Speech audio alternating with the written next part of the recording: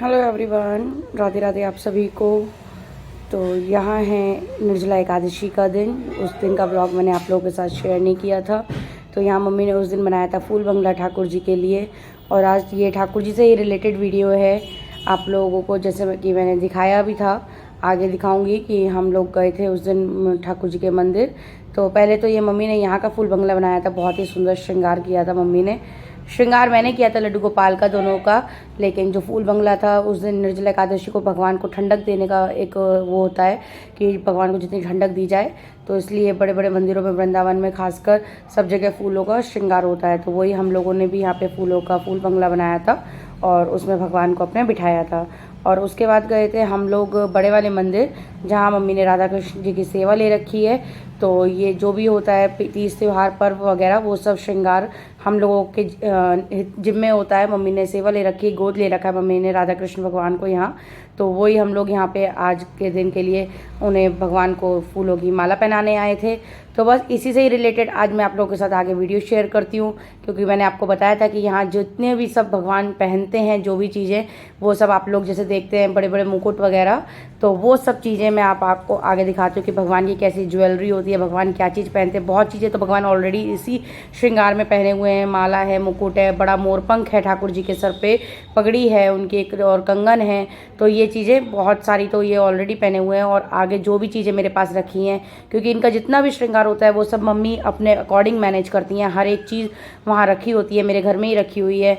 कुछ नहीं तो 2011 से आज हमें 11-12 साल हो गए हैं ठाकुर जी की सेवा करते हुए। तो ठाकुर जी की सेवा में जितना भी उनका श्रृंगार का सामान है वो सब हमारे पास ही एकत्रित है, सब कुछ हमारे पास ही है। तो उनके जितने भी मुकुट हैं वो सब वृंदावन से आए हुए हैं। उनकी ज्वेलरी हम किस तरीके से इकट्ठी करते हैं, कहाँ से क्या हम लोग कलेक्ट करते हैं, जो अभी तक का स्टफ़ है, जो भी है श्रृंगार से रिलेटेड, तो वो सब मैं आपको दिखाऊंगी। और आगे एक वीडियो ज़रूर बनाऊंगी जब मैं भगवान का श्रृंगार करने जाऊंगी, उनकी ड्रेस सेवा करूंगी। तो जब मैं यहाँ होती हूँ तो एक बार ये सौभाग्य ज़रूर मैं लेती हूँ। अब भगवान की कृपा से मुझे मिलता भी है, ठाकुर जी की कृपा से, कि मैं एक बार का श्रृंगार यहाँ का जरूर करके जाती हूँ। तो उस दिन मैं आपको दिखाऊंगी कि ड्रेस किस पैटर्न से, किस तरीके से भगवान की सिली जाती है, जो कौन इनके टेलर हैं जो वो ड्रेसेस बनाते हैं और श्रृंगार इनका हम लोग करते हैं। तो वो भी आप लोगों को आगे शेयर करूंगी। आज मैं आपको फिलहाल दिखाती हूँ कि कौन कौन से इनके मुकुट हैं और किस तरीके के, किस पैटर्न से और कहाँ कहाँ से हमने वो सब मुकुट लिए हैं।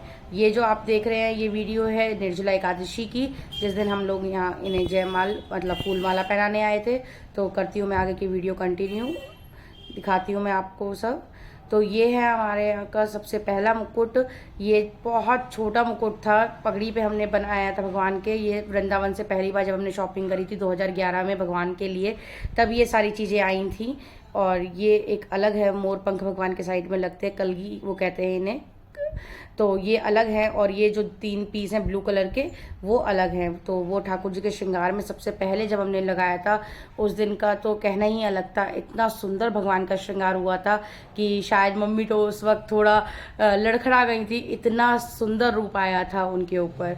तो वृंदावन से पहला मुकुट था। दूसरा मुकुट है ये, जो कि अगर आपने देखा हो तो राधा बल्लभ जी और बिहारी जी धारण करते हैं हमेशा। बीच में जो पान वाला मुकुट है ये हमेशा तिरछी तरीके से लगता है, राधा रानी की तरफ झुकाव करके उनको प्रेरित, उनकी तरफ होना चाहिए, झुका हुआ होना चाहिए। इस तरीके से ये तीन होते हैं। इनके साथ ही मोर के इनके साइड मोर पंख आते हैं, जो ठाकुर जी ऑलरेडी बहुत बड़ा पंखा सा मोर पंखा लगाए हुए हैं।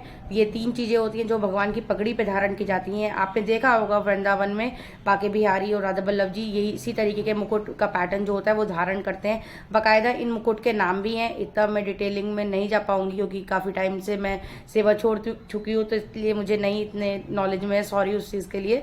बट ये सब है। और ये है थर्ड, ये है राधा रानी का, जिसमें बीच में कैरी बनी हुई है, आम की शेप में जो कहते हैं, ये होती है कैरी जो राधा रानी धारण करती हैं। तो ये है राधा रानी का मुकुट लेफ्ट हैंड पे, और ये है ठाकुर जी का मुकुट, तो जिसमें बीच में पान बना हुआ है। तो ये इस तरीके से सिंबल होते हैं कौन सा राधा रानी का है और कौन सा ठाकुर जी का मुकुट है। तो ये भी मेरे वृंदावन से ही थे, जो राधा बल्लभ जी की सेवा करते हैं पुजारी जी, उनकी ही बहुत बड़ी शॉप है, वहां से हमने ये सब मुकुट लिए हैं। ये है अभी लेटेस्ट 2 साल पहले का, कोरोना से पहले का ये मुकुट है। जब हमने ये लिया था, ये हमारा यही मेरठ शहर का ही है और कुछ 5000 समथिंग ये पेयर आया था। इसी के अकॉर्डिंग सारे मुकुट्स हैं, इसी रेंज के सारे हैं। तो इसमें छोटा जो पीस है राइट हैंड पे वो है राधा रानी का, और ये है लास्ट ईयर मैंने अपने हाथ से बनाई थी राधा रानी के लिए कैरी। बहुत अच्छी तो नहीं बन पाई थी, लेकिन मैंने कोशिश की थी कि कुछ थोड़ा बहुत तो हो पाए।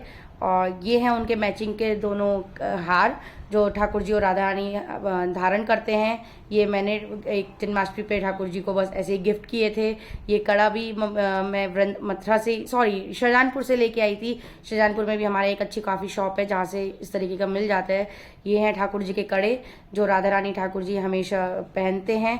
तो अदला बदला कर करके, मतलब अदल बदल के हर बार कुछ ना कुछ चेंज करा के पहनाए जाते हैं। आगे दिखाती हूँ, राधा रानी की तगड़ी है, ये कमरबंद उनकी जरकन की कमरबंद है। तो हमारी राधा रानी बहुत ही कोमल है, छोटी सी हैं, तो उन्हें धारण कराते हैं। ये है मुरली, बहुत ही सुंदर मुरली है और अब तक की 4-5 मुरलियाँ चेंज हो चुकी हैं। तो ये बिल्कुल लेटेस्ट है, जो हमारी होती हैं फिर वो हम यूज़ नहीं करते पुरानी, तो वो काफ़ी धूल वगैरह में हो जाती हैं। अब मैं दिखाती हूँ आपको इनके हार जो जेवर भगवान धारण करते हैं। तो ये है ठाकुर जी के लिए जालीदार हार है, ये ठाकुर जी ही धारण करते हैं। ये है मोतियों की जरकन की माला, इसमें वाइट मोती है, जरकन है, इस तरीके से ये है। और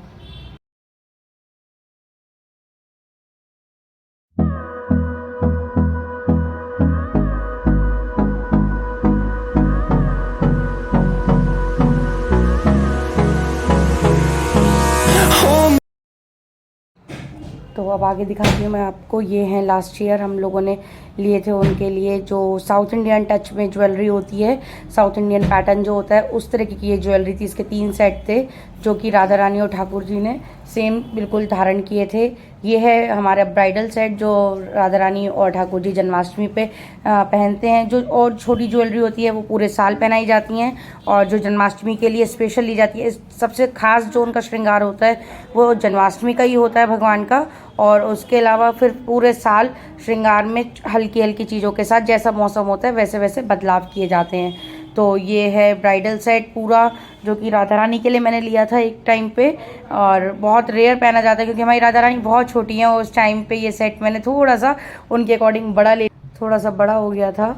और उसके बाद फिर हमने लिए थे ये 2 सेट्स हैं हमारे पास जो हम पहनाते हैं राधा रानी को, और ये भी पूरे ब्राइडल सेट हैं। आप इस तरीके से समझ लीजिए जैसे एक दुल्हन तैयार होती है, तो हम वो तो हमारी राधा रानी हैं, तो उनकी श्रृंगार में कोई कमी मम्मी नहीं रहने देती हैं। और मम्मी के साथ 2 हैं जो एक हैं भैया हमारे जो ड्रेसेस बनाते हैं, राजा भैया इस्कॉन से जुड़े हुए हैं, तो वो हमारी राधा रानी की ड्रेसेस वगैरह सिलते हैं ठाकुर जी की। और एक है हमारे विष्णु भैया जो कि श्रृंगार सेवा देते हैं, और राजा भैया दोनों ही श्रृंगार सेवा।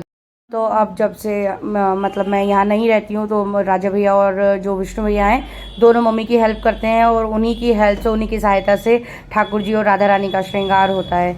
तो ये दूसरा एक है बहुत ही सुंदर, ये भी है, ये हमेशा ठाकुर जी मेरे धारण करते हैं, बहुत ही प्यारा लगता है। ये भी ब्राइडल सेट हमने लिया था।